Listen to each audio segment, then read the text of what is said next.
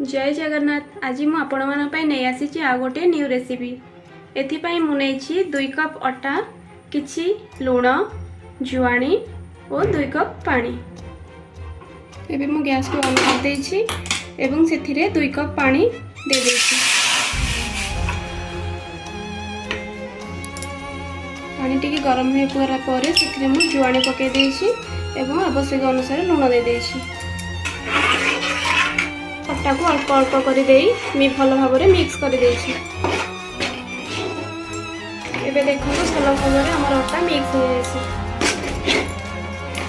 एबे को गोटे बाउल को काढ़ी नहीं अल्प पानी हाथ हुई भल भाव में गरम अटा को चकटी नेबा। एबे देखो आमर अटा भल भाव में चकटी हो जाए। बर्तमान आम आपको छोट छोट गुलारे बनइबा। 2 कप अटारे देखो बर्तमान आमर 10 रु 11 टी अटा गुला बनी जाइए। देखो रुटी को बेली नहीं एबे तावारे सेकिबा। रुटी सेकिया बेले गैस फ्लेम को मीडियम रे रखिबे। एबे देखो किपरि मु एक गोटे कपड़ा साहाय्य हल्का हल्का प्रेस करूची जहाँफल कि रुटी आमर भल भाव में फुली जाए। देखो बर्तमान आम रुटी किपरि भल भाव में फुली जाइए।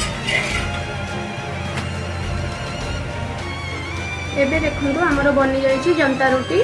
यह आपण कौन भी तरकारी सहित खाईपारे।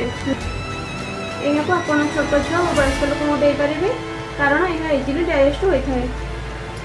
रेसिपीटी किपरि लगिला आपण कमेंट करी जणाइबे। Thanks for watching.